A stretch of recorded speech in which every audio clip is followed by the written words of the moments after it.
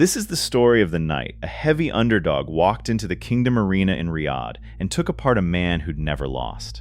Not with a lucky punch to the head, but with something slower, colder, and far more cruel.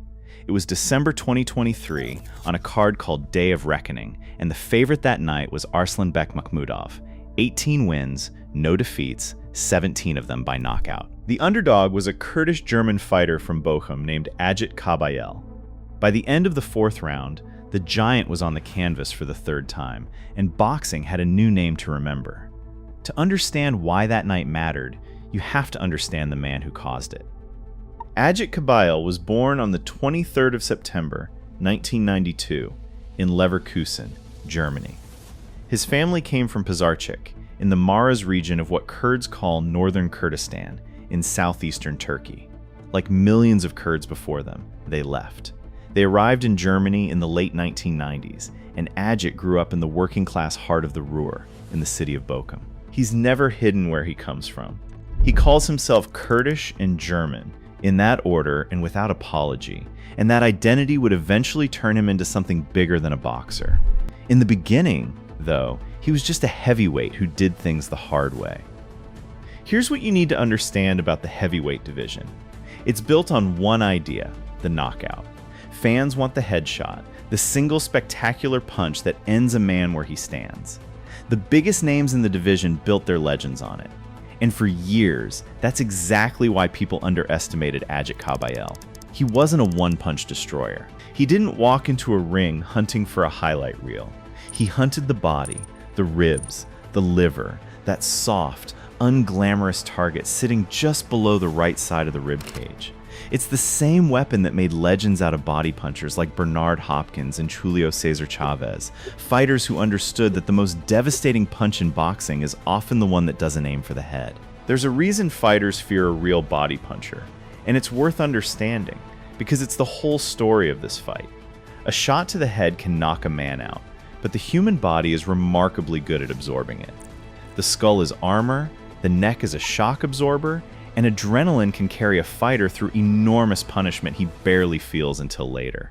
The liver is different. A clean, deep punch to the liver doesn't just hurt, it triggers something the fighter can't override, a total collapse of the will to stand. The legs stop answering. The breath won't come. And here's the cruelest part. There's no adrenaline in the world that can push a man through a liver shot. The head can be brave. The body cannot lie. Kabayel built an entire career on that truth. By December of 2023, that career had brought him to the edge of something bigger, but almost nobody outside of Germany was paying attention. Then came Riyadh. On the 23rd of December, 2023, boxing gathered in Saudi Arabia for an event they called Day of Reckoning.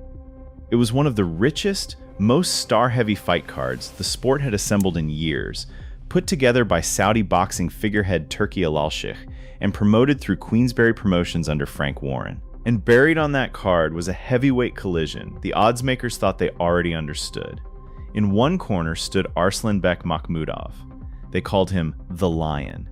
He was a mountain of a man, a Russian-born heavyweight based in Montreal, 18 fights into his professional career without a single loss, and 17 of those wins had come by knockout. His most recent fight had lasted just 70 seconds. He weighed in at 262 pounds of bad intentions. He hit like a truck, and he'd never been made to answer a hard question in a professional ring. The bookmakers made him a massive favorite, which in the language of gambling wasn't a prediction of a win. It was a prediction of a slaughter. Across from him stood Agit Kabayel. 23 wins, no losses, but only 15 knockouts, and in the heavyweight division that lower number made people yawn. He weighed in more than 20 pounds lighter than the Lion at 241. A former European champion, respected in the right circles, but he stepped through those ropes as the underdog in almost every eye watching. He was the appetizer. He was the name Makhmudov would run through on his way to bigger paydays. For the first 3 rounds, that plan looked like it was working. Makhmudov came out exactly as everyone expected, hunting. He lunged forward with that enormous frame, throwing heavy, fight-ending punches, trying to erase Kabayel early the way he'd erased everyone else. And this is the first thing that separated Kabayel from the 18 men who came before. He didn't panic. He didn't run. He read the giant. Watch those early rounds and you see a chess player, not a brawler.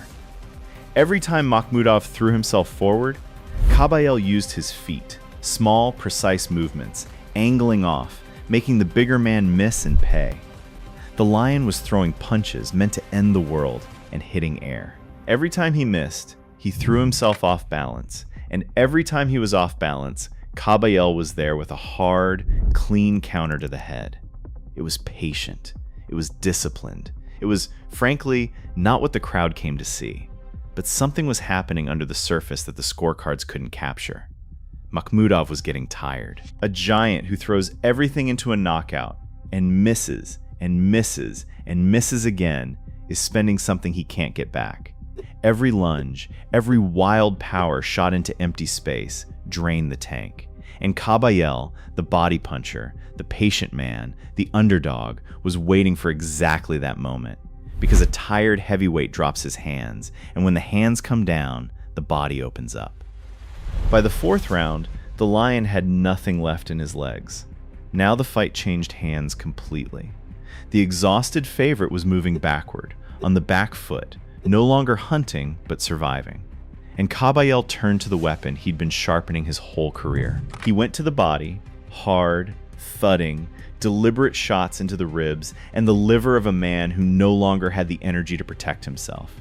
You could see it happening in real time, the giant folding, the armor cracking. Then came the knockdowns. Once. Kabayel dropped him with bodywork, and Makhmudov climbed up. Again. Down a second time, the undefeated record crumbling with each shot. And a third time. 3 knockdowns, all built on the same cold arithmetic. The body cannot lie, and the lion's body had run out of lies. The referee had seen enough and waved the fight off in the 4th round. Technical knockout. The undefeated giant, the massive favorite, the 17 knockout wrecking machine, broken down and stopped by the smaller man everyone had written off. Kabayel had, in his own words, shocked the world. And this is the fight, this exact performance, that crystallized the legend of the Liver King. The nickname wasn't marketing, it was a description.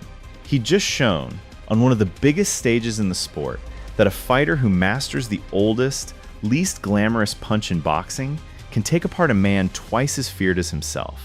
But the story doesn't end in that Riyadh ring. That night wasn't the destination. It was the door. The Makhmudov fight rebuilt how the boxing world saw Agit Kabayel. No longer the appetizer, now the problem nobody in the division wanted to solve. And the wins kept coming. In February of 2025, back in Riyadh, he knocked out the Chinese heavyweight Zhile Zhang, another huge, dangerous man, and captured the interim version of the World Boxing Council heavyweight title. His record climbed. 24, 25, 26. Still no losses. In January of 2026, he came home. In front of a crowd of around 13,000 at the Rudolf Weber Arena in Oberhausen, Germany, he defended that interim WBC title against the Polish contender Damian Nyba and stopped him in the 3rd round. 19 knockouts now, and a home crowd chanting his name. And in that arena, like every arena, he did the same thing he always did. He dedicated the victory to the Kurdish people. That's what makes Agit Kabayel more than a fighter. He carries a flag for a nation that doesn't have one.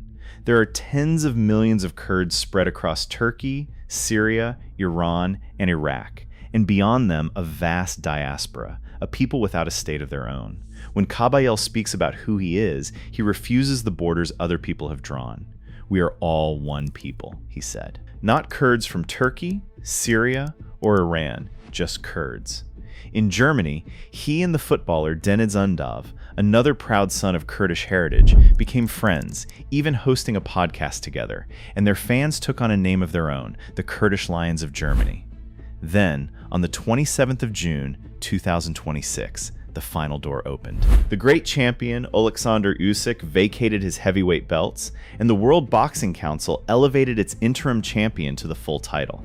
In that moment, Agit Kabayel became the World Boxing Council heavyweight champion of the world. Sit with what that means. He became the first boxer of Kurdish descent in history to hold a world heavyweight title, the single most prestigious prize in all of combat sports.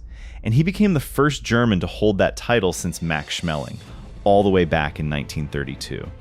Nearly a century of German boxing history, and it was a Kurdish kid from Bochum who ended the drought. He reached the summit with a professional record of 27 wins and 0 defeats, 19 of them by knockout. And it started, really started, on a December night at the Kingdom Arena in Riyadh, when a man who was supposed to lose looked across the ring at an unbeaten giant and decided to tell the truth with his fists.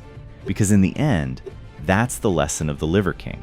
The head can be brave, the head can pretend, but the body cannot lie.